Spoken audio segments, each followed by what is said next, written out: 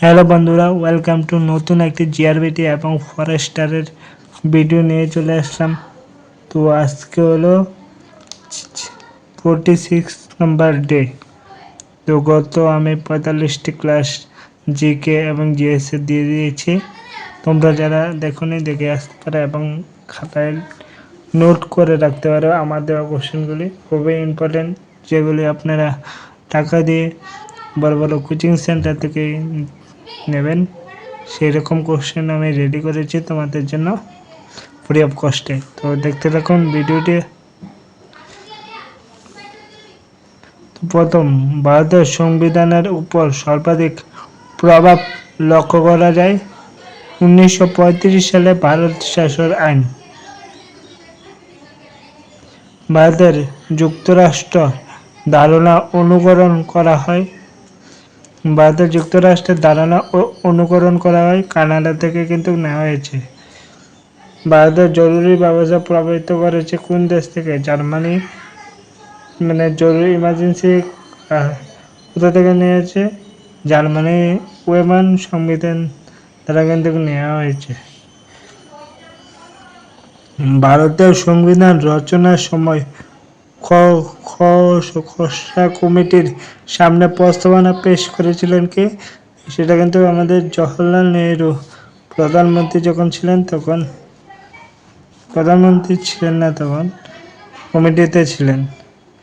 বিনা প্রতিদ্বন্দ্বিতা রচিত ভারতের একমাত্র রাষ্ট্রপতির নাম নীলাম সঞ্জীবা রেড্ডি। নীলাম সঞ্জীবা রেড্ডি। ভারতের সংবিধান প্রস্তাবনার প্রথমবার সংশোধিত হয়। মানে ভারতের সংবিধান প্রস্তাবনা প্রিয়েম্বল প্রথমবার সংশোধিত হয়েছে 42তম সংশোধনে।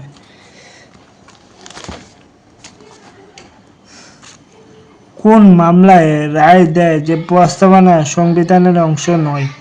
সেটা বিরুবাড়ি মামলায় তো রায় দিয়েছিল। ভারতের রাজনৈতিক ক্ষমতার উৎস কে? সেটা কিন্তু জনগণ। সরকার থাকতে পারে, থাকবে না, সেটা জনগণ ডিসাইড করে। নতুন রাজ্য বা বর্তমান রাজ্যের সীমানা পরিবর্তন করার অধিকার কার কাছে রয়েছে? সেটা কিন্তু পার্লামেন্টে রয়েছে, মানে সংসদে আলোচিতভাবে আলোচনা হয়। ভারতের কোন রাজ্যে প্রথম ভাষাভিত্তিক রাজ্য হিসেবে ঘোষণা করা হয়? কোন রাজ্যে প্রথম ভাষাভিত্তিক রাজ্য করা হয়? সেটা কিন্তু অন্ধ্রপ্রদেশ 1956 সালে।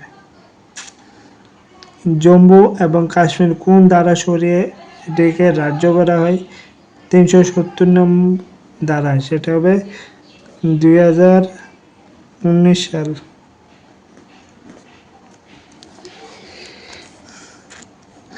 জম্মু ও কাশ্মীরের রাজ্যটি ভেঙে কোন রাজ্য তৈরি করা হয়? জম্মু কাশ্মীর সেটা কিন্তু একটা রাজ্য ছিল, এখন ভেঙে জম্মু কাশ্মীর ও লাদাখ দুটি রাজ্য বানানো হয়। ভারতের সংবিধান একটি আংশিক পরিবর্তনীয় এবং সংসদীয় কিন্তু রয়েছে। একদম পরিবর্তনীয় সংসদীয় রয়েছে। এই ছিল আমাদের জিকে ক্লাস আজকের।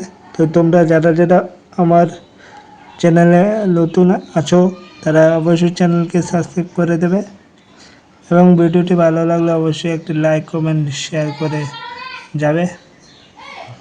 এরকম ভিডিও পেতে অবশ্যই তোমরা চ্যানেলকে সাবস্ক্রাইব করে লিখে রাখো, কারণ সেগুলি বড় বড় কোচিং থেকে নিয়েছিলাম আমি, তোমাদের ফ্রি অফ কস্টে দেব। তো ম্যাথ ক্লাস সব ক্লাস করাচ্ছি আমি।